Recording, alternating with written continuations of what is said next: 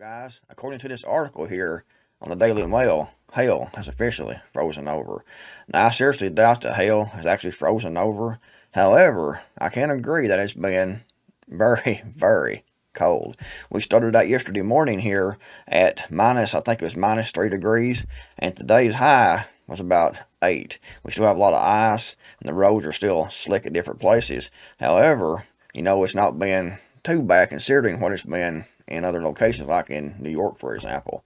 But most of the United States has been covered by this deep freeze, and unfortunately, as we all knew it would be, most people weren't prepared. And unfortunately, after this, most people will go on about their lives and not be prepared for the next one. People never learn their lesson. They suffer, they freeze, they lose toes from frostbite. They're not prepared, and when it happens, they bitch and moan. But then when it's over and they actually make it through, the ones that do, don't actually do anything to get prepared for the next one that we know is coming. A lot of people, it seems, just absolutely refuse to prepare. They refuse to have the prepping mindset, and they want to rely on others to help them when they need help. They think that someone will come along, something will happen, and they'll be okay. And sometimes they are, sometimes they aren't. Prepping is extremely important. I know I'm preaching to the choir here because you all are preppers. But let's take a look at this article here that was published on the Daily Mail. Hell has officially frozen over. A wild winter storm continued to envelop much of the United States as Christmas Eve brings a record-breaking low temperature for 200 million Americans, blinding blizzards, freezing rain, and flooding, and created mayhem for those traveling to see loved ones over the festive period. The storm that arrived earlier in the week is nearly unprecedented in scope, some 2,000 miles wide and stretching from the Great Lakes near Canada to the Rio Grande along the Mexican border. The tiny town of Hale, Michigan has officially frozen over as the temperature plummeted Friday night for minus 50 degrees. Minus 50 degrees. A local bartender told the BBC it's pretty cold here, but we're having a hell of a time. It has downed scores of power lines, leaving around 2 million Americans without electricity, with North Carolina alone seeing more than 400,000 outages, and highways are littered with piles of wrecked cars after whiteout conditions caused deadly accidents, as at least 19 people have lost their lives as a result of the brutal weather, latest figures show. And it will end up being much more than that. I was listening to the scanner here, the police scanner last night, and we had 3 wrecks, 3 car crashes, 1 with injuries and 2 without, within about an hour. So it's been extremely slick. People out driving around trying to, and they've been getting in the ditch and hitting into each other, having those automobile accidents. I stay home, and I absolutely have to go because there's no need in getting out, risking, breaking down, and at this cold, sliding over into the ditch, someone else sliding into you if you don't have to go. If you have to go, be prepared the best you can, drive safely. However, if you don't have to go, stay home and spend time with your family or reading a book or whatever. But don't get out in this unless you absolutely have to. Luckily, we're at the end of this, and the weather started warming up, at least here. I know it's going to. It's supposed to be in upper 50s by the end of next week, so all this will be a distant memory by the end of next week. Temperatures are forecast to top out Friday at just 8 degrees Fahrenheit in Pittsburgh, the largest city in western Pennsylvania, surpassing its previous all-time coldest Christmas Eve at 13 degrees set in 1983, the National Weather Service said. The capital cities of Florida and Georgia, Tallahassee and Atlanta, are also expected to record their coldest daytime Christmas Eve temperatures, while Washington, D.C. was forecast to see its chilliest December 24th since 1906. And lots of photographs up there here, guys. So the ice and the devastation. There's a lot of snow right there. It's about 3 or 4 foot of snow right there, looks like. Nearly 10,000 flights in the U.S. were delayed or canceled on Christmas Eve, according to tracking site FlightAware. Travelers have been forced to sleep on airport floors overnight, with many now unable to get home for the holidays. Many families may also be waking up on Christmas morning to find there are no presents after FedEx issued a warning on its website that said guaranteed delivery dates previously promised may not be met due to substantial weather disruptions, particularly in the hubs in Indianapolis and Memphis. Amazon is also predicting delays. Around 60% of the U.S. population face some sort of winter weather advisory or warning after temperatures plummeted dramatically below normal from east of the Rocky Mountains to the Appalachias, where I am. The National Weather Service said, freezing rain coated much of the Pacific Northwest in a layer of ice, while people in the Northeast faced the threat of coastal and inland flooding. Like I said in a video a couple of days ago on my YouTube channel, that every time that this happens here, we started with rain first. That's what we got. We got wind and rain. And then the temperature dropped from the upper 40s to 0 in about 8 hours. So, dropped right down. And all that rain turned into ice, so the roads have been slick. I'm very surprised that the power stayed on here, because usually when we had that much rain, and then it freezes, and that ice brings those power lines down, brings those trees over the power lines, and we have 2, 3, 4 day power outages here. But luckily, this time it's stayed up, everything has. Unfortunately, a lot of other people haven't been so lucky in different locations. In some areas, being outdoors could lead to frostbite in minutes. You can see the severe cold here.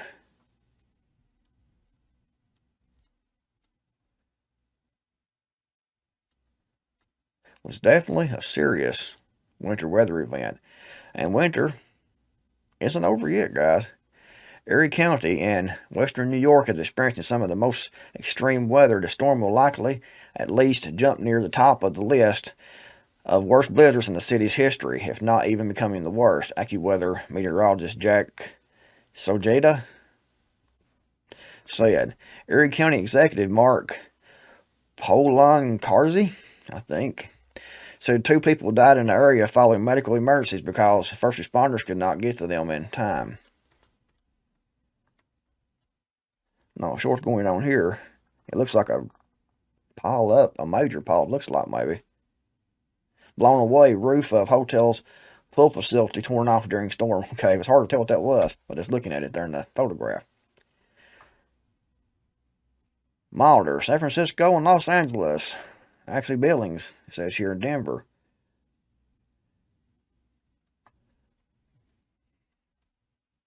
Look at that. Louisville, Kentucky. Caution, falling ice. That guy there done already hit the ground. Very easy to do, look at all the ice. Imagine trying to drive on that. Walking's bad enough, but trying to drive on that, you wouldn't last very long until he's in the ditch or into someone else or into a tree or a pole or something. Imagine being these poor guys, these emergency responders, out having to actually try to work and help people in this type of weather. Major pile up. 2 semi-trucks, looks like. What a mess. Fountain froze over. Look at that. We had the water frozen in the sink in Oklahoma. In Oklahoma, a woman took a photo of water freezing straight from her tap in McLancaster, 100 miles east of Oklahoma City. That guy there's got more craziness than I do.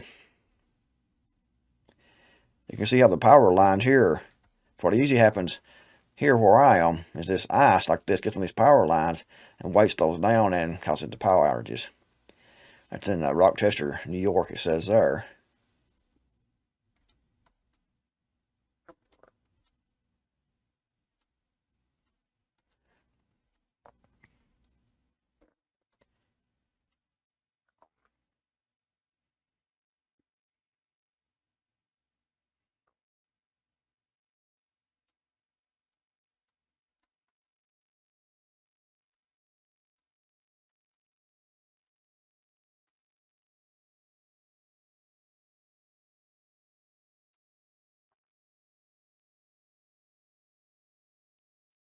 An outreach worker delivers supplies to people living in a homeless camp in Louisville, Kentucky. So you can imagine being out in the cold, out in this type of weather, homeless, without heat. And unfortunately, as the economy gets worse and worse, we'll see more of this homelessness. The United States is going the way of a third world country, unfortunately. Car completely covered in snow there. Not sure about this.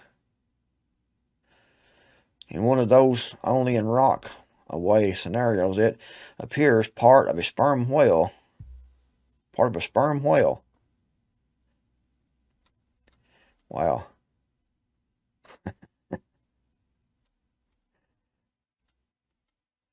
Anyways, guys, it's a very, very serious storm we've experienced here, and it should help people to realize, hey, things do happen. I need to prepare. I need to get ready, if nothing else, for just severe winter weather.